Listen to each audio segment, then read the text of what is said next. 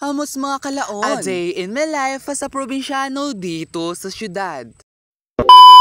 Welcome to my collection. Cheerios. Ngayong aras nga ho talaga mismo nga ho talaga first time ko nga ho talaga makapasok nga dito talaga po sa isang mga pinapasyalan sa Puerto Princesa. Hindi ako galit lang ako sa kanya. Cheerios. By the way, ngayong araw nga ho talaga ay dito nga ho talaga kami sa Binuatan Creation. Isa nga ito talaga sa pinakasikat nga ho talaga dito sa Puerto Princesa na talagang pinupuntahan nga ho talaga ng mga turista. Dahil first time ko nga talaga nakapunta dito at nakapasok nga ho talaga ako sa creation na ito. Abay talaga nag-feeling turista na ako. Abay sino ang hindi mag-feeling turista ay abay nakapasok tayo dito sa Binuatan Creation na kaya ayan na nga talaga sinulit-sulit ko nga ho talaga yung pagka-feelingero ko. Pagpasok ko nga ho talaga dito kaagad nga ho talaga sa Binuatan Creation na ito talaga namangha talaga ako agad. Talaga mapapasabi nga na lang ho tayo talaga na wow, ang galing, ang ganda, ang galing ng owner at ang gagaling nga ho talaga ng mga manggagawa. Yung akala ho natin talaga yung tipo nga yung mga damong nga ho talaga yung sa gilid-gilid nga ho po na tinapak-tapakan natin ay talaga magagamit nga ho natin dito. Nakikita nyo naman nga siguro, grabing galing talaga. Napapahanga talaga ako ng sobra-sobra mga kapatid sa buhay ng social media. Sobrang ganda nga ho talaga at sobrang linis nga ho talaga ang pagkagawa nila. Akalain mo yun yung damo-damo magagawang bag. Yan na lang ho talaga sa isang nga ho talaga sa pinagmamalaki nga ho talaga ng Palawan ang pagiging creative at ang pagiging recyclable nga ho. Yung tipo nga akala ho talaga ng iba hindi na ho talaga mapapakinabangan. Abay ginawa din lang ho talaga para makinabangan ng bawat isa. By the way, buti nga na lang ho talaga meron nga ho talaga kaming school project. At yun, dahil nga ho talaga sa school project namin iba, nakapasok nga ho talaga ako dito sa Binuatan Creation na ito. At makikita ko nga din nga ho talaga kung sino nga talaga yung owner nga ho talaga ng Binuatan Creation na ito. Talagang sasabihin ko talaga sa kanya na napakagaling nyo po at napakahusay nyo, ma'am. Kitang-kita nyo naman ho talagang ginagawa niya, yung pagkagawa nila. At alam mo ba mga kalaon, ay kamay lang ho talagang ginagamit nila ho talaga sa paggawa nga ho talaga paghahabi nga ng mga ito. Mano-mano lang ho talaga yung pagkagawa nila nito. Kaya kung interesado ko ho talaga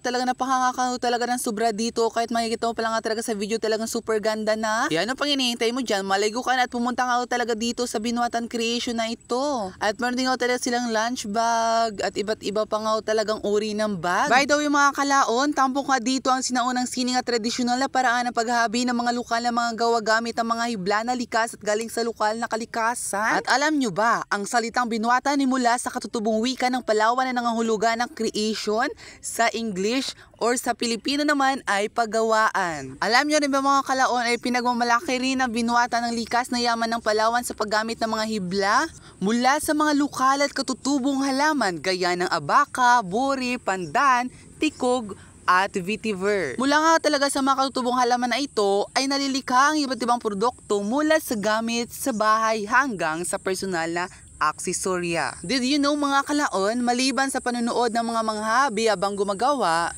maaaring maranasan mismo ng mga bisita kung paano ginagawa ang mga produkto gamit ang faux riddle floor loam. Isa itong nakakapagod na proseso na nangangailangang sabayang koordinasyon ng mata, kamay at paa pati na rin ang tamang kombinasyon ng sinulid upang mabuo ng napakaganda ang disenyo. At alam nyo ba din mga kalaon, masiglang tinuturuan at tinutulungan ng mga lokal na magagawa ang mga bisita habang ginagawa ito. By the way mga kalaon nga ho talaga yung sources nga itong mga talaga kinuha ko lang ho talaga sa Palawan Tour Guide. Maaari nyo nga ho talagang hanapin sa Google Chrome nga ho talaga kung ano nga ho talaga yung background at ano pa nga ho talaga yung pinagmulan nga ho talaga ng Binuatan Creation. By the way mga kalaon nga ho talaga subur na nga ho talaga nag-enjoy ako dito nga ho talaga sa panonood nga ho sa mga habit sa mga naggawa nilang gamit. Maraming salamat nga ho talaga at proud nga ho talaga ako talagang napakahusay nyo nga ho talagang gumawa. Kaya andito lang ho talaga yung video ko. Maraming salamat nga ho talaga at paalam.